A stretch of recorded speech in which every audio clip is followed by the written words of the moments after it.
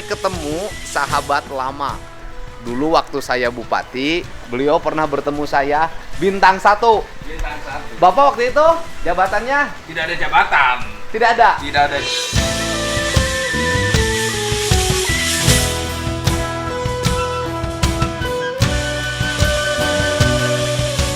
Tidak ada jabatan. Tapi kan bintang. Bintang 1, cuma nonjob. Menonjol. Jadi parti khusus. Waktu itu kan Tim sergap. Iya, Pemda diperintahin untuk meningkatkan ketahanan pangan Ketahanan pangan. nasional. Saya tim serap gabah petani Jawa Oh, Barat. waktu itu ngitung tuh. Ngitung. Berapa itu penghasilan padinya? Tadinya. Oh. Itu. Jadi saya ada target Mm-mm. karena saya non-job tapi khusus dikasih tugas ketua tim serap gabah petani di Jawa Barat. Jadi waktu itu kan untuk mengendalikan perekonomian maka Mentan memerintahkan saya Waktu itu Pak Gatot ya, kasatnya Pak Mulyono Pak Mulyono. Pak Pak Gatot Panglima TNI. Panglima TNI. Panglima TNI. Jadi ada PKS antara TNI Angkatan Darat dengan PKS-nya perjanjian kerjasama. kerjasama dengan Kementerian Pertanian. Soalnya PKS lagi musim, ada PKS partai. Perjanjian Ayo Bang kerjasama. Kakak. Nah, dia aduh di sini. Nah, kalau kemudian ngurus pertanian, memang Bapak ini latar belakangnya anak petani. Saya anak PNS kan, pejuang dulu bapak saya, Pejuang. pejuang. Makanya kan dimakamnya di dalam makam pahlawan. Oh, pejuang. Dulunya tentara dulunya, Tentara kemudian jadi PNS. jadi PNS. PNS apa terakhir? Ya di backup. Oh, Bekang. Ya. Bekang tuh berarti Perbekalan dan angkutan di Kodam 3. Itu yang punya duitnya loh. PNS mah tukang sapunya bapak saya Oh, mah. kan dulu kalau sipil yang kerja di Bekang tuh rata-rata punya pom bensin. Enggak. Zaman dulu. Kan bapak saya kan golongan 2.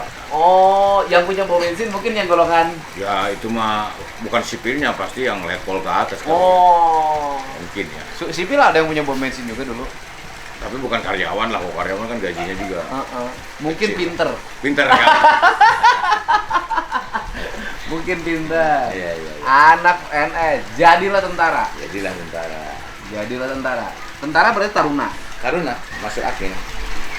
SMA anak SMA Salapan Bandung. Bandung. Wah, sama Saban Bandung masuk Akwil. Berarti pernah lah. Lah menjadi tentara apa yang alusnya tuh gitu tak? Ya. Pangkat yang gede itu. Oh Taruna. Iya, Chevron. Kan Taruna itu yang paling disukai Ya. kaum wanita waktu itu. Waktu itu. Karena Sampai gagal. sekarang. Oh, sampai sekarang. Karena gagal. Karena gagal. Kemudian tangannya ngepal gini, Iya. pas bajunya. Iya, betul. Terus pangkatnya digini-gini. Iya, betul. Naik bis teh paling hebat ya. Cuman Taruna zaman itu naik bis bayar nggak? Oh, bayar tetap. Zaman saya aja udah bayar. Kan kalau tahun 80-an tentara naik bis tara bayar. Mungkin. Taruna mah bayar ya? Bayar. Oh, bayar. Iyalah, tetap bayar. Magelang. Magelang. Taruna lulus terus Tahun 88. Letnan 2. Letnan 2 terus langsung tugas di Timur Timur. Oh, pernah perang dong? Ya iyalah, saya di Timur Timur cukup lama. Kan tentara itu yang mungkin angkatan dulu waktu masih ada peristiwa Timur Timur ngalamin perang. Ya. Tapi setelah Timur Timur mungkin ada tentara yang tidak ngalamin perang. Ya ada, tidak semuanya.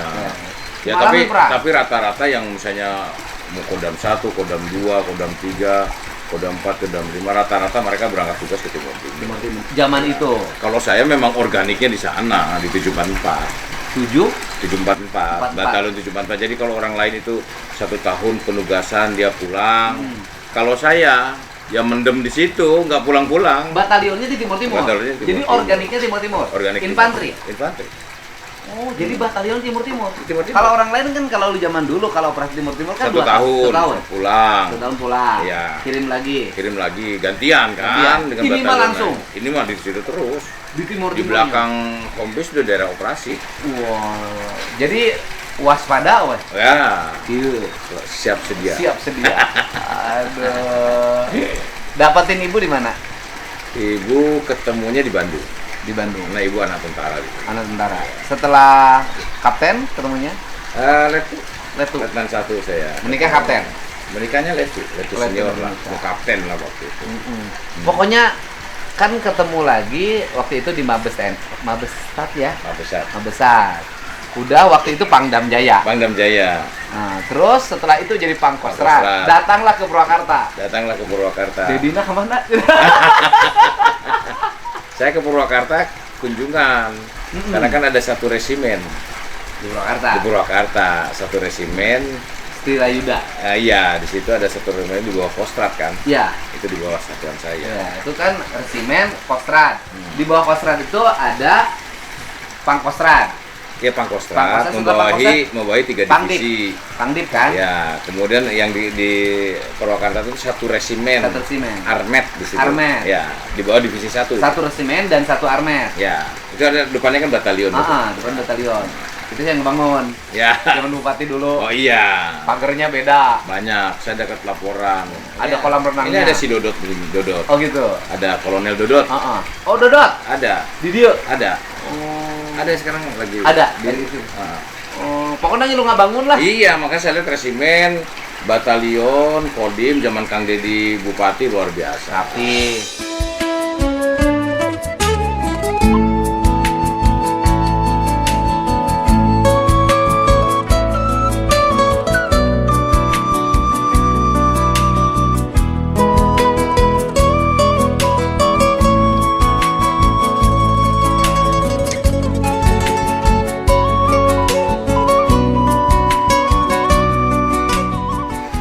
terinspirasi lah zaman Kang Dedi dulu di tiap-tiap imah teh ya beas teh beas perelek ketahanan pangan itu. Dulu kan kita mah orang Sunda ya. Sebenarnya kalau ngomong ketahanan pangan ini buat ke depan, orang Sunda itu punya tingkatan pangan loh, Pak. Itu keren loh. Satu, orang Sunda boga pabeasan, tempayan terbuat dari tanah liat. Itu untuk kebutuhan harian.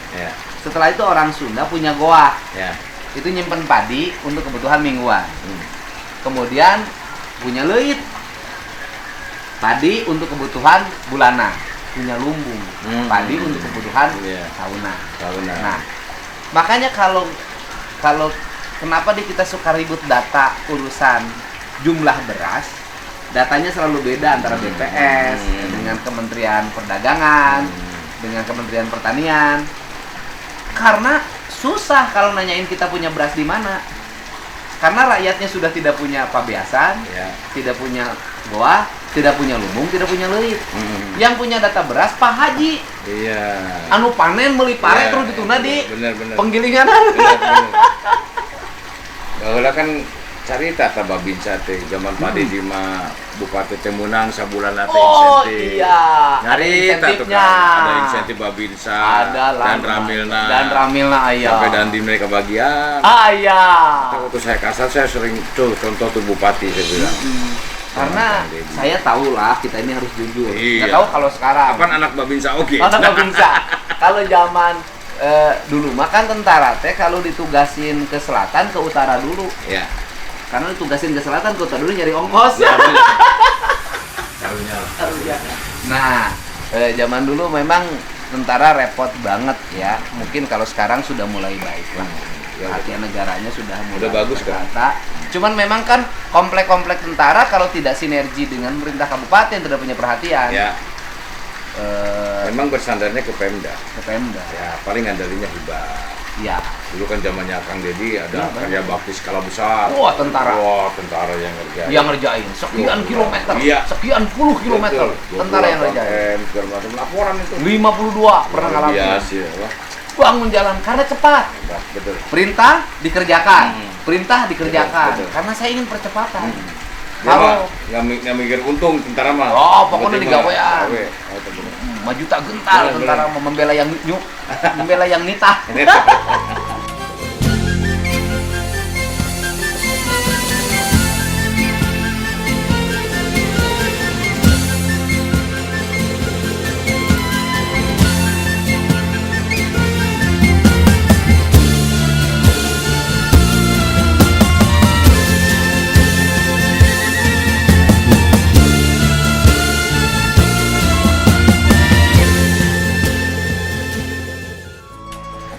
Nggak ada pensiun nih Bapak nih. Mukanya seger banget nih. Kan kalau orang lain ya pensiun, olahraga dong. banyak kan orang yang pensiun seperti Stres. kehilangan segalanya. Iya. Kok Bapak seger? Ya kalau saya sih yang penting pikiran yang harus kita jaga Kak. Biasanya kan bangun tidur, cepet udah sholat, persiapan untuk berangkat tugas kan harus apel kita kan, harus lihat pekerjaan, udah jelas. Kalau sekarang kan sudah enggak. Begitu udang sare, Udah sholat ini ya, sholat, bisa sare deui. Paling lihat burung, lihat taman, kemudian saya olahraga, terus ada kegiatan. Saya kan masih ngajar. Tani tuh tani. Tani oke, ayah. Sekarang nanam apa nih? Saya sekarang itu saya kebetulan menanam padi di Karawang. Padi di Karawang. Di Purwakarta. Sapi ayah di Magelang. Sapi ayah. Kemudian jagung nggak ya? Ya, saya ingin membangkitkan para petani-petani lah. Iya. Semangat. Karena ketahanan negara juga tergantung ketahanan pangan. Kalau pangannya kuat, negaranya akan kuat. Bener nggak negara-negara maju yang superpower kayak Amerika, dia memiliki sistem ketahanan pangan yang kuat? Ya betul, bener. Dia punya itu ketahanan itu, dan mereka sistemnya itu kan sudah general sih ya. Berbeda di kita. Ya ini yang mungkin ya perbedaannya dengan di kita tuh hari di Indonesia mah tanah di Purwakarta tuh ada Haji Dedi, Haji Dudung. Si karena Haji Dudung numpang legana. Jadi kalau di luar negeri mah kan sehamparan itu punya negara. Kalau ada petani pun kalau ini betul-betul tanah itu tanah negara. Walaupun Amerika. Iya. Jadi nggak ada punya tanah-tanah masing-masing itu nggak ada, sehingga mereka itu coba kalau melihat pertanian di Amerika sekian ratus hektar. Ngerjain gandum berubah. Betul kan? Di Indonesia kita kan di petak-petak punya sawah, ini, bangunan, punya perumahan, ini. sawah, bangunan, warung. Makanya kita kan sekarang masih impor kacang kedelai. Kedelai masih Amerika impor gula, betul kan? Iya. Coba kalau itu hamparan itu punya negara. Atau tanah-tanah di kita kan banyak tuh tanah-tanah perkebunan yang kosong ya. Mungkin ke depan bisa kita optimalkan untuk dibuat HGU lah. Iya. Siapa yang punya modal bisa dimanfaatkan untuk pertanian. Karena pertanian itu sesuatu bisnis yang kuat nih. Ini kan semenjak Pak Jokowi presiden ini kan ketahanan pangan, food estate itu kan digalakan. TNI Angkatan Darat itu terlibat juga itu. Terlibat. Makanya waktu saya kasat itu pasca COVID-19 ada perintah dari Jokowi itu Pak Presiden, Pak Dudung, ada 2 tugas. Pertama sejahterakan prajurit, yang kedua bantu pemerintah daerah. Karena pasca COVID-19 ini masyarakat banyak terdampak. Makanya lahan-lahan TNI kan banyak tuh, ribuan hektar. Iya. Bisa di asrama-asrama suruh tanam padi, tanam jagung, hasilnya buat rakyat. Kalau nggak gitu perut lapar kan bahaya kan. Di komplek TNI AU tuh kan banyak alur tanah AU luas tuh kan. Sawah rata-rata kan. Sawah kemudian jadi perkebunan. Iya makanya itu yang dan tentara kalau tidak dikasih kegiatan nganggur berbahaya. Betul nggak? Paling latihan doang. Ya kalau latihan. Kalau tentaranya sudah dikodim, sudah dikoramil, betul. Nggak dikasih kegiatan seperti itu, menurut saya ke depan satu Babinsa harus punya areal garapan pertanian. Betul. Ke depan ya. Bagus. Areal pertanian. Jadi wajah cerah karena olahraga bertani. Tapi tidak bangun pagi nyemil sepatu. Tidak bangun pagi nyemil sepatu. Enggak lah. Positif. Pikiran positif. Karena hari ini banyak orang yang pikirannya lagi negatif. Iya, jadi ruwet. Iya. Sanajan bener lamun ngomong nasi eta jadi salah. Sanajan salah ngomong urang jadi bener. Jadi bener. Kalau kita nyari salahnya orang mah gampang. Sehingga ya harus dicari adalah orang-orang yang objektif hari ini. Dan Bapak termasuk hari ini diharapkan oleh publik menjadi orang yang objektif. Menjadi orang yang dituakan di negara ini. Karena belum partisan. Jadi ngomong apapun Bapak pasti denger, Pak. Iya, betul. Karena Bapak bukan partai A, bukan TKN, bukan apa namanya TKN, terus kemudian PKN, apa istilahnya? Bukan itu. Jadi didengar. Nah, kalau Bapak lihat kayak kemarin situasi apa, taruhlah misalnya ada masalah motor brong. motor bronc. Kemudian digerung-gerung tuh di depan kompleks militer. Kemudian tentara bereaksi. Dalam pandangan Bapak gimana? Ya mungkin ya kalau menurut saya bukan di komplek militer saja, mungkin di depan rumah saya juga kalau ada yang begitu saya keluar. Suruh makan Dedi aja. Yo ngambek. Bener nggak kira-kira? Saya mah pernah lagi jalan kaki olahraga, anak sekolah mau diberhentikan sama saya mah, dicabut kuncinya. Apalagi informasinya dari Kodimnya itu sampai bolak-balik sampai 8 kali. Dan di situ tuh kan ada kegiatan, betul kan? Ada perkantoran. Mungkin merasa terganggu, mungkin udah diingatkan sekali 2 kali, personil ini maksudnya apa? Kan begitu kan? Ya kalau kita dapat informasi dari Dandimnya sih ya udah diingatkan berkali-kali seperti itu. Ya pasti terganggu lah anggota. Namanya anak-anak muda, emosinya kan langsung nyulut aja dia mah. Terus sementara itu kan punya intuisi ya, punya naluri yang bergeraknya cepat. Ya artinya kehormatan lah di situ. Dan dia juga punya Satpam Marga 48 baju TNI. Ya bukan berarti dia arogan kalau menurut saya, tapi kan jangan sampai ya tolonglah dihargai lah. Itu komplek militer kan, kita kalau di jalan itu kok hati-hati komplek militer kan begitu kan, kurangi kecepatan kan gitu kan, karena mungkin karena di situ tuh pasti akan ada lalu lalang kendaraan dinas kan begitu kan. Makanya bukan berarti melewati itu agar ditakuti, tidak, TNI tidak pernah nakuti rakyat, tapi karena ada lalu lalang kendaraan maka kecepatan dikurangi. Itu kan ketentuannya seperti itu. Dan itu sebenarnya pelanggaran undang-undang lalu lintas sebenarnya. Ya, kan cuman penindakannya agak mengalami kesulitan, apalagi sudah bergerombol. Betul. Polisi juga kan nangkap kalau yang begitu. Tapi ya saya lihat Kasat udah melakukan tindakan kepada anggota yang hukum tetap dijalankan kan. Iya. Problemnya cuma satu Pak, terjadi pada musim pemilu. Dan beratribut partai. Kalau itu bukan musim pemilu dan tidak beratribut partai, tidak akan juga ada advokasi yang sedemikian rupa. Saya yakin juga kalau pendukung paslon 3, mungkin pendukung paslon 1, 2 melakukan itu juga pasti anggota juga pasti marah lah. Siapapun ya. Siapapun. Jadi anggota kan tidak memihak mana-mana, netral dia kan. Iya. Nah kemudian ini kan yang terjadi. Nah Bapak kan pernah jadi Kasat. Ketika jadi Kasat, Pak Prabowo Menhan. Ada nggak perubahan manajerial dari sisi pengelolaan anggaran di Kemenhan, gitu kan? Sebelum Pak Prabowo jadi Menhan dan sesudah, perubahan terhadap postur pengelolaan keuangan yang berdampak pada Mabes Angkatan Darat. Sebetulnya norma itu kan sudah ada kan. Jadi Kemenhan itu bank kuat. Kalau Mabes TNI Gun kuat, kalau kita Bin kuat. Jadi Bank kuat, Gun kuat, Bin kuat. Bin kuat itu berbicara tentang pembinaan kekuatan. Gun itu penggunaan kekuatan. Bank itu pengembangan kekuatan. Ini induk di sini. Iya. Jadi seluruh anggaran Mabes Angkatan Darat, Angkatan Udara, Angkatan Laut, Mabes TNI dari Kemhan. Oh, jadi anggaran berapa? 700 triliun itu tuh dibagi banyak. Iya. Jadi bukan sampai 700 triliun. Jadi Kemhan itu misalnya 131 triliun. Kan begitu. Kan bilangnya ada bilang 700. Wah, itu mah enggak.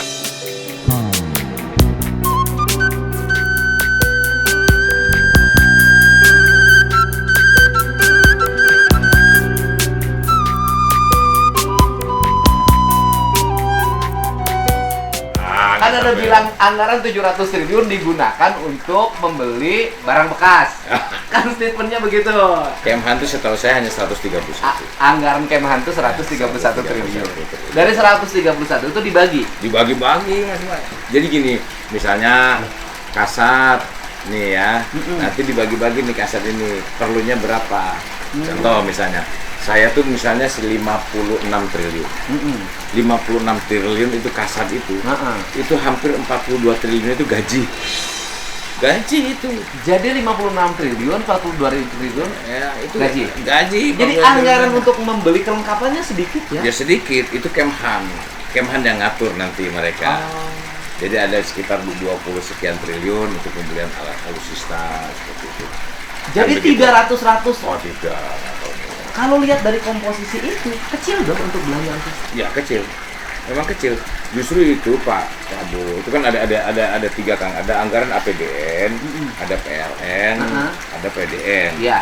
PLN itu kan pinjaman luar negeri, ada PDN juga pinjaman dalam negeri.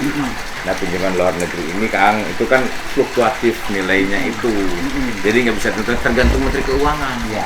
Kan gitu kalau ada pinjaman. Jadi Pak Prabowo bisa saja mengajukan, saya pengen beli dari alutsista seperti pesawat, kapal laut, terus heli dari kita. Tetapi itu pun Menhan menanyakan ke angkatan sesuai usulan. Tidak berarti inisiatif dia. Nggak bisa. Terus kan nggak bisa Menhan tiba-tiba saya pengen beli pesawat ini. Ntar dulu kata Kasau, saya perlunya pesawat yang ini Pak. Jadi bukan keinginan Menhan dong. Bukan Kak. Jadi misalnya ditawarkan ke penginikan pemakai lah Pak. Iya. Jadi ke Kasar misalnya Pak Dudung, Bapak memerlukan apa untuk heli? Oh saya Pak, heli serbu sekian, heli angkut sekian. Oke. Nah nanti dia ngajukan anggarannya, misalnya Kementerian Keuangan untuk PLN. Nah, karena mungkin terbatasnya juga anggarannya, beliau itu karena terbatasnya anggaran, ya beliau loyal aja Kang. Ya udah, kalau memang tidak ada, ya berarti misalnya dari 10 ya Pak dikurangi 35 aja. Yang menjadi prioritas apa angkatan.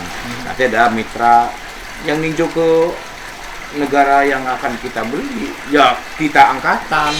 Jadi bukan mereka. Jadi ini diajukan oleh angkatan berdasarkan spesifikasi kebutuhan angkatan. Jelas, bukan keinginan saya suka-sukanya Menhan, tidak. Terus kalau ada pernyataan mantan menyatakan bahwa saya tidak tahu menau tuh ada motor ke Babinsa, tidak pernah diajak bicara. Enggak. Itu kita tahu, Pak. Kalau saya ya. Kalau ada mantan yang mengatakan begitu. Ya itu nggak benar kalau saya. Kan ada mantan yang mengatakan saya tidak tahu. Ada motor ke Babinsa, saya tidak pernah diajak bicara saya. Kalau saya kan zaman saya itu, zaman saya juga saya kasar. Babinsa dibagi-bagi kan, telepon beliau menyampaikan ke saya. Jadi Pak Prabowo itu kan sosok orang yang sangat mendengar usulan masukan, bukan mengambil keinginannya sendiri. Saya kemarin ada rehab rumah sakit seluruh Indonesia, seluruh rumah sakit tentara. Nanya ke angkat kasat, mana yang menjadi prioritas, rumah sakit mana? Akhirnya saya tanya ke Kapus Kesat, rumah sakit mana sih yang harus kita perbaiki? Nggak semena-mena dari Menhan langsung ke rumah, nggak bisa. Beliau tidak seperti itu. Dari sisi postur anggaran nih, Bapak kan lama di Dinas Tentara, bisa melihat bagaimana masa kepemimpinan beliau dari sisi peningkatan kapasitas, terutama ya kelengkapan alutsista kita, termasuk juga jaminan kesehatan bagi prajurit. Ya.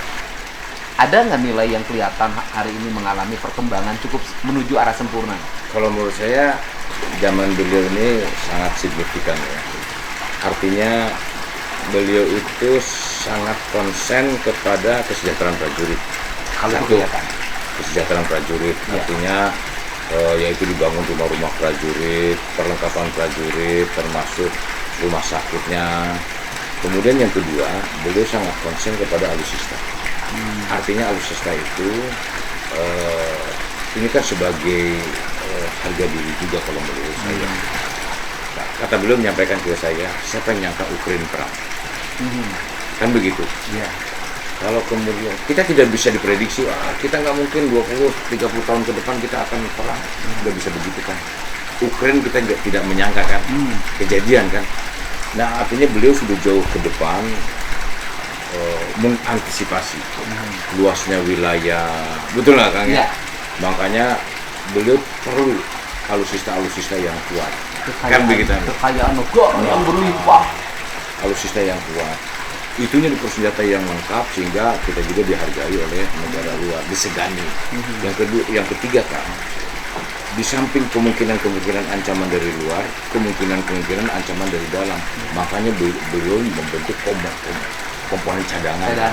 Itu dibentuk sudah ribuan masyarakat yang direkrut oleh beliau, dilatih bela negara, wawasan kebangsaan, cinta tanah air, sehingga antisipasi jangan sampai terjadinya gangguan internal di dalam negara, beliau sudah antisipasi.